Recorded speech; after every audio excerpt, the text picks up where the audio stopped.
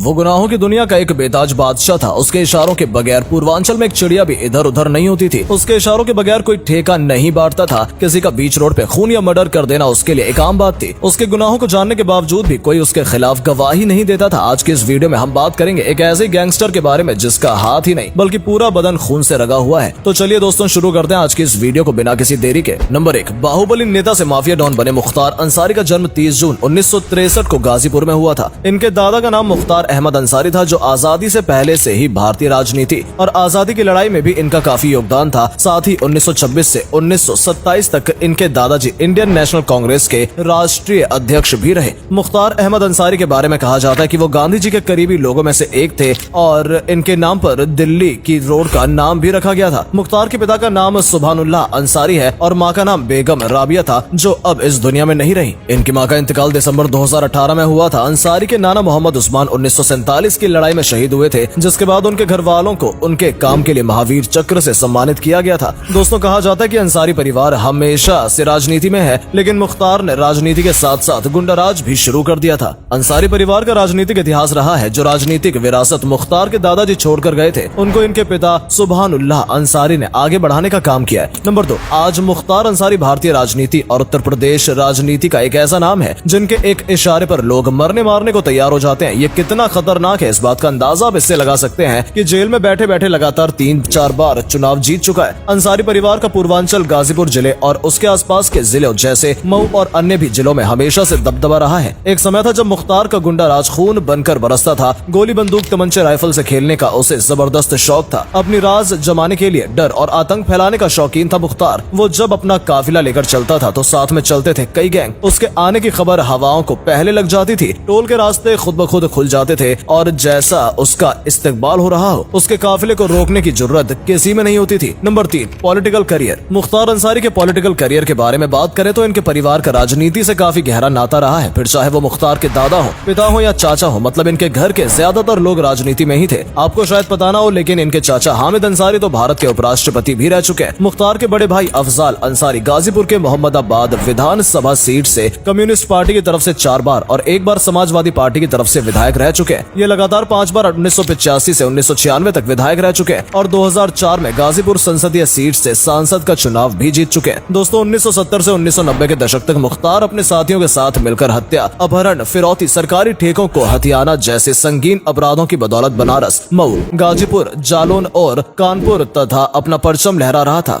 और फिर 1995 में मुख्तार ने राजनीति की दुनिया में कदम रखा और पहली बार बहुजन समाज पार्टी के टिकट पर 1996 में मऊ से विधायक बनकर विधानसभा पहुंचा। 2002 में फिर मऊ से निर्दलीय के रूप में विधायक बने। इसके बाद 2007, 2012 और 2017 में मुख्तार निर्दलीय कौमी एकता दल और बीएसपी के टिकट पर लड़कर विधायक बने रहे। लेकिन 2009 के लोकसभा इलेक्शन में वाराणसी संसदीय सीट पर बीजेपी के उम्मीदवार मुरली मनोहर जोशी के खिलाफ जब मुख्तार ने जेल से पर्चा दाखिल किया, तब उन्हें हार का सामना करना पड़ा था। बताया जाता है कि इसी हार के बाद से मुख्तार का पॉलिटिकल करियर नीचे की तरफ जाने लगा था। शुरू में बसपा के टिकट पर चुनाव जीतने के बाद 2010 में बसपा सुप्रीम मायावती ने अंसारी भाइयों को आपराधिक गतिविधियों में शामिल होना बताकर उन्हें पार्टी से निकाल दिया था, जिसके बाद उन्होंने कौमी एकता दल नाम की पार्टी का गठन किया और एक बार फिर विधायक भी रहे। 2017 में एक बार फिर कौमी एकता दल का बसपा से गठबंधन हो गया और अंसारी भाई बसपा के टिकट पर ही चुनाव जीते। मुख्तार को चुनावों में जितवाने वाले गाजीपुर के बस 8% मुसलमान ही नहीं थे, बल्कि उसमें हिंदुओं का भी काफी योगदान था। नंबर 4, अपराध की शुरुआत। मुख्तार अंसारी के अपराध की कहानी कॉलेज के दिनों से ही शुरू होती है। जिस कॉलेज में मुख्तार पढ़ते थे वहाँ राजपूत और भूमिहारों की संख्या ज्यादा थी। कॉलेज के दौरान इनकी दोस्ती साधु सिंह नाम के एक लड़के के साथ हो गई और मुख्तार दोस्ती निभाने के चक्कर में कई दुश्मन बनाते गए, जिसके कारण इनका नाम बदनाम होना शुरू हो गया था। 70 के दशक में सरकारी ठेकों को लेने के चक्कर में साहिब सिंह गैंग से अक्सर मुख्तार गैंग की टक्कर होती रहती थी और साहिब सिंह गैंग का एक मुख्य सदस्य ब्रजेश सिंह, जिसने 1990 अपना अलग गैंग बना लिया था। दोस्तों मुख्तार अंसारी का नाम क्राइम्स में सबसे पहले तब आया जब उन्होंने 1988 में मंदी परिषद के लोकल ठेकेदार सच्चिदानंद राय की हत्या की। इसके बाद त्रिभुवन सिंह के भाई कांस्टेबल राजेंद्र सिंह की बनारस में हुई हत्या के तार भी मुख्तार से ही जुड़े थे। दोस्तों ये वो समय था जब मुख्तार धीरे धीरे क्राइम की दुनिया में कदम रख रहे थे। दोस्तों असल बवाल तो तब शुरू हुआ जब 1990 में ब्रजेश सिंह ने रेलवे, कोयला, शराब और खनन जैसे कई ठेकों में अपनी पहुंच बनाने की कोशिश की। इस बात के चलते दोनों टकराव होने लगे थे और धीरे धीरे उनके बीच की दुश्मनी बहुत ज्यादा बढ़ गई। इसके बाद 1991 में चंदौली की पुलिस ने मुख्तार अंसारी को गिरफ्तार किया, लेकिन मुख्तार ने 2 पुलिस कर्मियों की गोली मारकर मुख्तार फरार हो गए, जिसके बाद विधायक रहते एसपी उदय शंकर पर जानलेवा हमला करने में एक बार फिर सन 1997 मुख्तार का नाम सामने आया और इसी साल 1997 में पूर्वांचल के कोयला व्यवसायी रूंगटा के अपहरण ने मुख्तार को अपराध की दुनिया का बेताज बादशाह बना दिया। सन 2002 में ब्रजेश सिंह ने कुछ गुंडों के साथ मिलकर मुख्तार पर हमला करवाया, जिसमें मुख्तार गैंग के 3 आदमी मारे गए, पर मुख्तार बच गया। इस गैंग वॉर में ब्रजेश सिंह भी घायल हो गए थे, जिसके कारण उन्हें कई महीनों तक अंडरग्राउंड रहना पड़ा था। इस दौरान मुख्तार पूर्वांचल पर एक छत राज चलाने लगा था और इसी बीच मुख्तार के भाई अफजाल अंसारी की बीजेपी की तरफ से कृष्णनंद राय ने हरा दिया। गाजीपुर की मोहम्मदाबाद सीट जो 17 वर्षों से अंसारी परिवार के कब्जे में थी, वो 2002 में उनसे छिन गई थी और यह हार शायद मुख्तार को पसंद नहीं थी, इसलिए जीतने के ठीक 3 साल बाद ही कृष्णानंद राय की हत्या कर दी गई थी। बताया जाता है कि कृष्णानंद राय जब एक कार्यक्रम का उद्घाटन करके लौट रहे थे, तभी उनकी बुलेट प्रूफ टाटा सूमो गाड़ी को चारों तरफ से घेरकर 500 राउंड फायरिंग की गई। बता दें कि इस हमले में कोई आम गन का इस्तेमाल नहीं किया गया था। इस मामले में एक 47 के द्वारा लगभग